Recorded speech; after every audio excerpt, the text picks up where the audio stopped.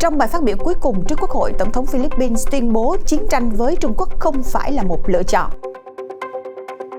Tại Myanmar, chính quyền quân sự hủy kết quả bầu cử năm 2020. Còn tại Bắc Phi, quốc tế quan ngại trước tình hình căng thẳng tại Tunisia.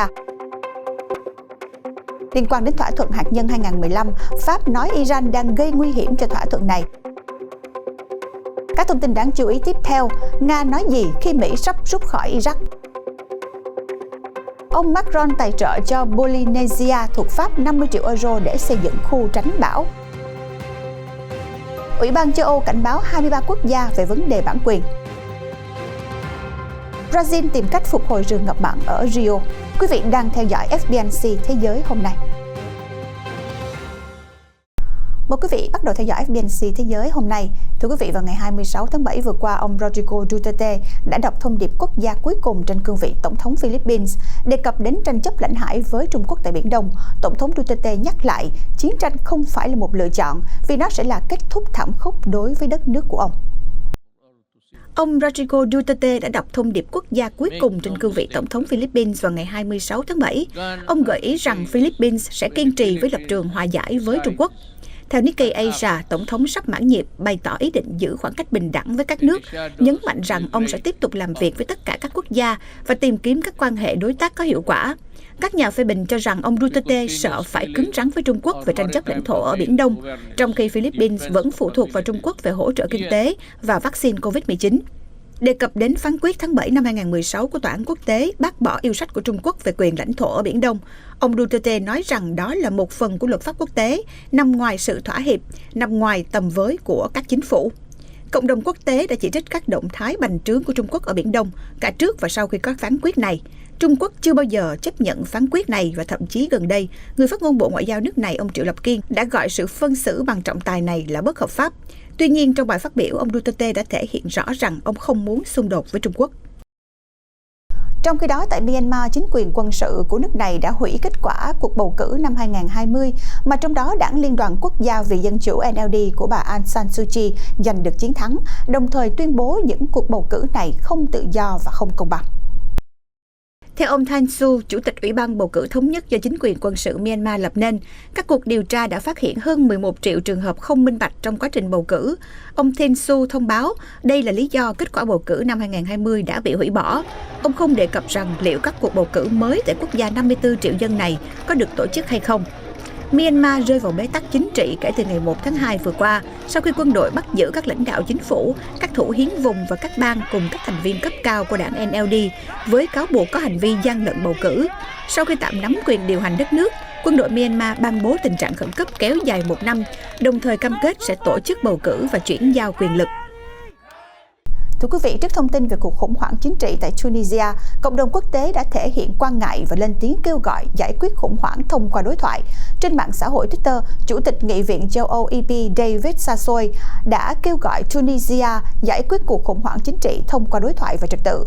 Bên cạnh đó, nhiều quốc gia khác như Mỹ, Ý và Algeria đều lên tiếng bày tỏ quan ngại về diễn biến chính trị ở quốc gia Bắc Phi này. Cụ thể, Chủ tịch Nghị viện châu Âu David Sassoli cho rằng tất cả hành động chính trị nên đặt trọng tâm vào cuộc chiến chống lại đại dịch và lợi ích của người dân. Cùng ngày, trong cuộc điện đàm giữa Ngoại trưởng Ý Luigi Di Maio và đại diện cấp cao phụ trách chính sách an ninh và đối thoại của Liên minh châu Âu Joseph Borrell, hai bên đã thảo luận về những diễn biến đáng lo ngại gần đây ở Tunisia, đồng thời tái khẳng định cam kết chung là hành động vì sự ổn định chính trị và kinh tế của quốc gia Bắc Phi này. Trong khi đó, lãnh đạo Liên đoàn Ả Rập và Ngoại trưởng Mỹ ngày 26 tháng 7 cũng đã tiến hành điện đàm với giới chức Tunisia nhằm thảo luận về tình hình quốc gia Bắc Phi. Cùng ngày, Ngoại trưởng Mỹ Antony Blinken cũng đã điện đàm với Tổng thống Tunisia Kais Saied, trong đó quan chức ngoại giao hàng đầu của Mỹ kêu gọi ông Saied duy trì đối thoại cởi mở với tất cả các nhân vật chính trị và người dân Tunisia để giải quyết tình hình. Ông Blinken cũng nhấn mạnh Mỹ cam kết hỗ trợ kinh tế Tunisia và cuộc chiến chống đại dịch COVID-19 ở quốc gia Bắc Phi. Một quốc gia Bắc Phi khác là Algeria cũng bày tỏ quan ngại về diễn biến ở Tunisia. Tổng thống Algeria Abdelmadjid Tebboune đã điện đàm với người đồng cấp Tunisia ông Kais Saied. Trong đó, hai bên đã thảo luận các diễn biến hiện nay tại Tunisia, cũng như đề cập đến triển vọng về mối quan hệ giữa hai nước, các cách thức để tăng cường sự đoàn kết. Kể từ tháng 1 2021, Tunisia đã rơi vào bế tắc chính trị trong bối cảnh bất đồng giữa Tổng thống Said và Thủ tướng Hissam al-Masisi về một cuộc cải tổ chính phủ. Đất nước này cũng đang đối mặt với khủng hoảng kinh tế, trong khi số ca mắc COVID-19 tăng nhanh giữa lúc có cảnh báo về khả năng sụp đổ của hệ thống chăm sóc y tế. Một ngày sau khi Iran chỉ trích Quốc hội cản trở việc dỡ bỏ các lệnh trừng phạt của Mỹ, mới đây, Bộ Ngoại giao Pháp cho biết Iran đang gây nguy hiểm cho cơ hội ký kết thỏa thuận với các cường quốc thế giới nhằm khôi phục thỏa thuận hạt nhân năm 2015, đồng thời kêu gọi nước này nhanh chóng quay lại bàn đàm phán càng sớm càng tốt. Sau khi chỉ trích Quốc hội cản trở việc dỡ bỏ các lệnh trừng phạt của Mỹ, mới đây Bộ Ngoại giao Pháp cho biết Iran đang gây nguy hiểm cho cơ hội ký kết thỏa thuận với các cường quốc thế giới nhằm khôi phục thỏa thuận hạt nhân năm 2015, đồng thời kêu gọi nước này nhanh chóng quay lại bàn đàm phán càng sớm càng tốt. Phát ngôn viên Bộ Ngoại giao Pháp bà Agnès von der Meulen cho biết trong một cuộc họp rằng nếu Iran tiếp tục đi theo con đường này, nó không chỉ tiếp tục trì hoãn việc đạt được thỏa thuận dỡ bỏ trừng phạt, mà còn có nguy cơ gây nguy hiểm cho khả năng kết thúc đàm phán Vienna và khôi phục JCPOA, hay còn gọi là Kế hoạch hành động toàn diện chung. Theo Tân Hoa Xã vào ngày 27 tháng 7, Đại sứ quán Trung Quốc tại Anh cho rằng hợp tác giữa hai nước trong lĩnh vực năng lượng hạt nhân mang lại lợi ích chung và bất kỳ sự gián đoạn nào cũng sẽ làm tổn hại đến lợi ích của chính London. Nguyên nhân của bình luận này là do truyền thông Anh mới đây đưa tin chính phủ nước này đang cân nhắc loại bỏ các công ty điện hạt nhân của Trung Quốc ra khỏi các dự án năng lượng trong tương lai, khẳng định các công ty điện hạt nhân Trung Quốc sở hữu công nghệ hiện đại nhất và có năng lực đầu tư lớn. Một người phát ngôn của Trung Quốc cho rằng cuộc đình chỉ hợp tác giữa hai bên sẽ đi ngược lại lợi ích của Anh trong việc hưởng lợi từ Trung Quốc để phát triển năng lượng sạch, đạt được mục tiêu trung hòa carbon và chứng tỏ mình là một đối tác toàn cầu đáng tin cậy. Người phát ngôn Đại sứ quán Trung Quốc tại London nêu rõ, họ kiên quyết phản đối bên thứ ba can thiệp hoặc cản trở chính trị, hạn chế quyền tiếp cận bình thường vào thị trường Anh của các công ty Trung Quốc.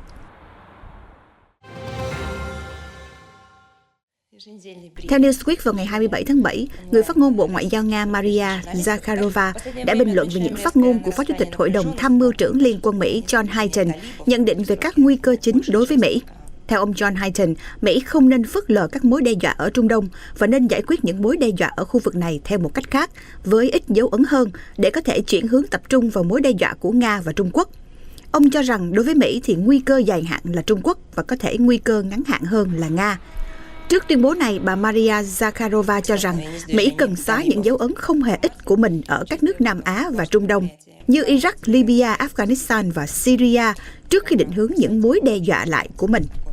Chính quyền Mỹ nhiều lần đưa Nga và Trung Quốc vào danh sách các mối đe dọa đối với quốc gia. Vào tháng 5, Chủ tịch Hội đồng Tham mưu trưởng Liên quân tướng Mark Milley thông báo Mỹ sẽ sửa đổi chương trình phát triển lãnh đạo của mình để nghiên cứu cách Trung Quốc và Nga đã thay đổi năng lực của họ để gây chiến. Trước đó vào ngày 26 tháng 7, Tổng thống Mỹ Joe Biden và Thủ tướng Iraq Mustafa al-Kahimi đã đạt được thỏa thuận chấm dứt sứ mệnh chiến đấu của lực lượng Mỹ tại Iraq vào cuối năm 2021, sau 18 năm Mỹ hiện diện quân sự tại đây để chuyển hẳn sang vai trò đào tạo và cố vấn.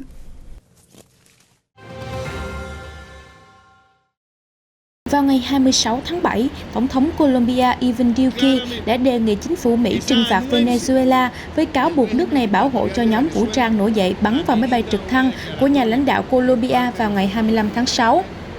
Phát biểu trong một hội nghị có sự tham gia của đại sứ Mỹ tại Colombia, ông Philip Goldberg, ông Duque cho rằng hành động này cần phải bị trừng phạt bằng việc Washington đưa ra tuyên bố coi Venezuela khuyến khích chủ nghĩa khủng bố. Chính phủ của ông Duque đã nhiều lần cáo buộc Tổng thống Venezuela Nicolás Maduro tạo điều kiện cho các nhóm vũ trang ly khai của lực lượng vũ trang cách mạng Colombia đã giải giáp và nhóm du kích quân đội giải phóng quốc gia ẩn náu trên lãnh thổ nước này. Phản ứng trước cáo buộc này, Ngoại trưởng Venezuela Jorge Araiza đã tố cáo chính quyền Colombia vì Bogota có những kẻ khủng bố tham gia buôn lậu chất cấm, ám sát các nhà lãnh đạo ở Mỹ Latin. Mối quan hệ giữa Colombia và Venezuela đã trải qua nhiều sóng gió trong những năm qua và đặc biệt xấu đi khi ông Duque lên nắm quyền vào năm 2019. Tổng thống Pháp Emmanuel Macron hôm thứ Hai 26 tháng 7 thông báo chính phủ của ông sẽ đồng tài trợ cho kế hoạch trị giá 50 triệu euro để xây dựng 17 khu tránh bão ở Manihi, Polynesia thuộc Pháp, đồng thời nhấn mạnh tác động của hiện tượng ấm lên toàn cầu có thể gây ra đối với cư dân địa phương. Thị trưởng Manihi, ông John Drolet cho biết kế hoạch này có tầm quan trọng đối với người dân. Người dân Polynesia thuộc Pháp đã chào đón Tổng thống Macron bằng những vòng hoa. Tặng vòng hoa đeo cổ là nghi thức chào đón phổ biến ở các quần đảo Thái Bình Dương để bày tỏ sự hiếu khách. Tổng thống Emmanuel Macron đến thăm lãnh thổ Pháp ở Nam Thái Bình Dương sau chuyến đi Nhật Bản để dự Olympic Tokyo. Là một trong 3 lãnh thổ của Pháp ở Thái Bình Dương, Polynesia thuộc Pháp có dân số khoảng 280.000 người, sinh sống ở quần thể đảo khổng lồ trải dài trên diện tích tương đương với Tây Âu.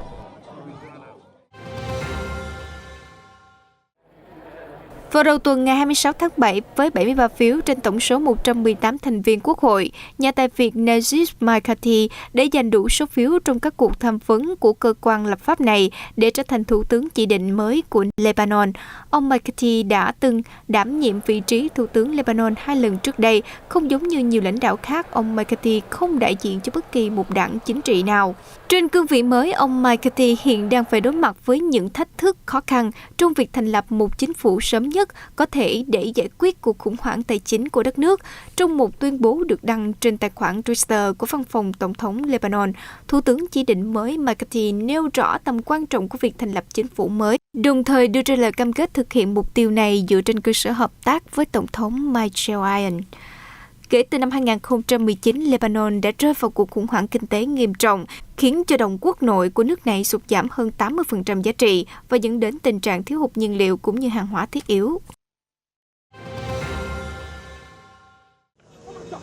Giới chức Nigeria mới đây cho biết tòa án liên bang nước này phải tạm hoãn phiên tòa xét xử tội phản bội đất nước của ông Nnamdi Kanu, thủ lĩnh nhóm ly khai người bản địa Biafra IPOB, đến hết tháng 10, sau khi Bộ An ninh nhà nước không thể thực hiện các biện pháp cưỡng chế, buộc ông Kanu phải xuất hiện trước tòa do các vấn đề về di chuyển không xác định. Theo bản cáo trạng, ngoài tội danh trên, ông Kanu sẽ phải đối mặt với 10 cáo buộc khác.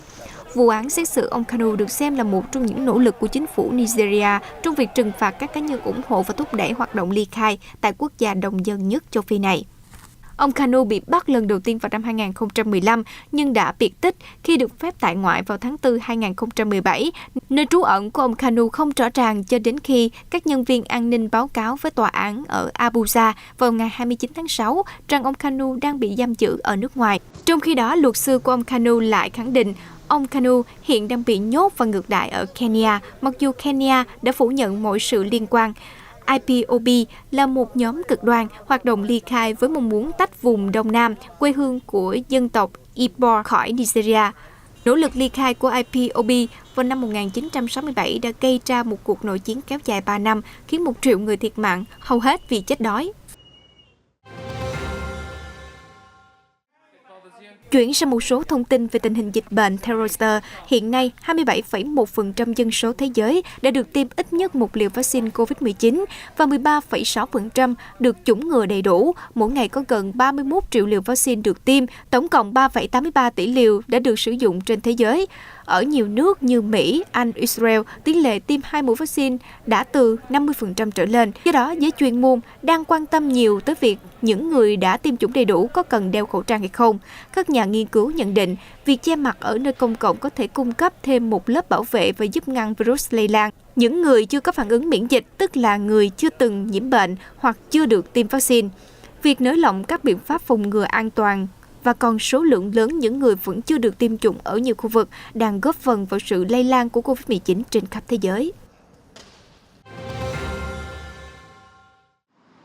Vào ngày 26 tháng 7, Ủy ban châu Âu EC cảnh báo sẽ áp dụng các biện pháp pháp lý đối với 23 quốc gia thành viên Liên minh châu Âu EU, đồng thời yêu cầu những nước này giải trình về nguyên nhân chậm trễ trong việc đưa ra các quy tắc bản quyền mang tính bước ngoặt của EU vào hệ thống luật quốc gia. Thời hạn chót để các nước bị cảnh cáo ban hành các quy tắc của EU thành luật quốc gia là ngày 7 tháng 6 2021.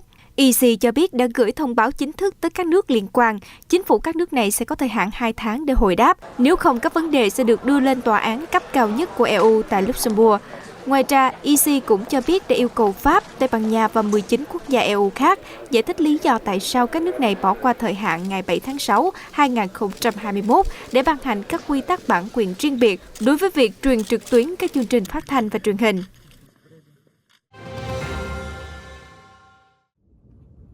Tại Brazil, dự án Olho Verdes, chuyên giám sát các khu vực ô nhiễm ở bang Rio de Janeiro, hiện đang tìm cách phục hồi rừng ngập mặn ở vịnh Guanabara. Mục tiêu của dự án này là dọn rác và trồng lại rừng với diện tích ước khoảng là 750.000 km2, con số này tương đương với 75 sân bóng đá. Với dự án này, nhà sinh vật học Mario Mocastilli hy vọng sẽ tạo ra khu vườn ngập mặn lớn nhất ở Brazil. Rừng ngập mặn được biết đến với khả năng cô lập lượng carbon cao. Theo các nhà sinh vật học Brazil, thì đây là lúc để hành động vì biến đổi khí hậu đang xảy ra và rừng ngập mặn đang là một trong những công cụ hữu hiệu để nước này chống lại điều đó. Rừng ngập mặn thường mọc ở các vùng nhiệt đới và cận nhiệt đới. Chúng được hình thành bởi các cây ngập mặn phát triển trong đất ít oxy và tạo ra khu vực chuyển tiếp giữa vùng biển và vùng trên cạn.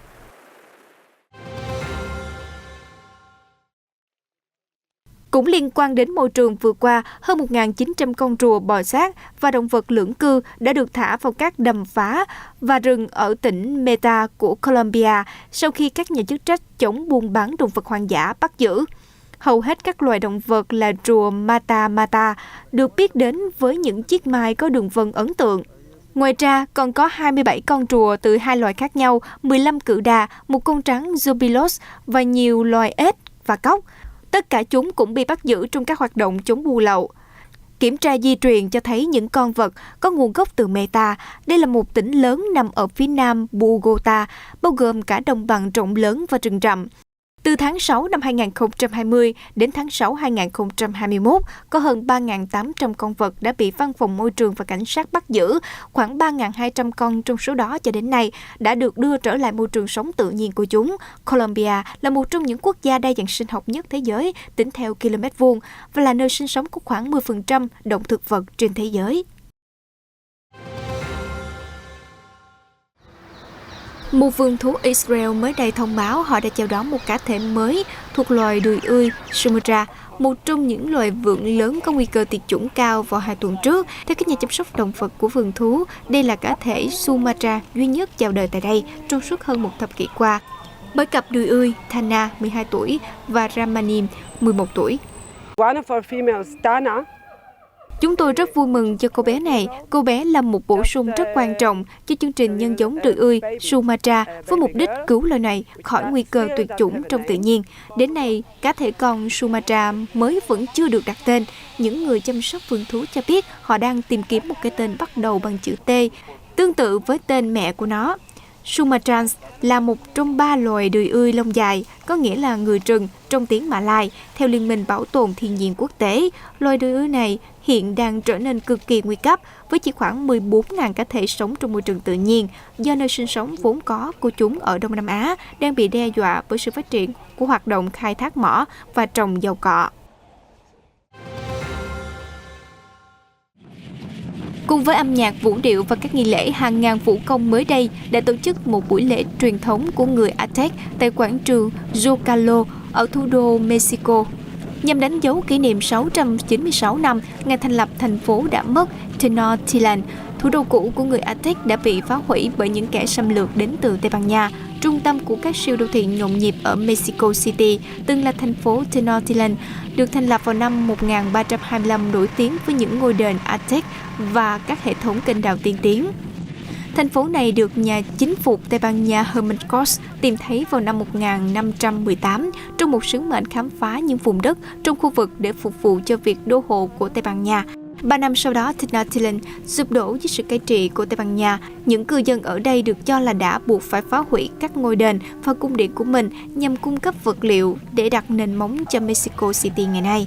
Ngày nay, khu vực này tập trung các công trình được xây dựng từ thời Tây Ban Nha thuộc địa như nhà thờ chính và cung điện quốc gia lịch sử. Tuy nhiên, những tàn tích của Tenochtitlan rõ ràng vẫn còn tồn tại, với nhiều đồ tạo tác đậm sắc văn hóa Aztec cổ đại được tìm thấy trong các cuộc khai quật ở trung tâm thủ đô Mexico. New Jersey mới đây đã tổ chức một lễ hội khinh khí cầu thường niên lần thứ 38 tại thị trấn Richington.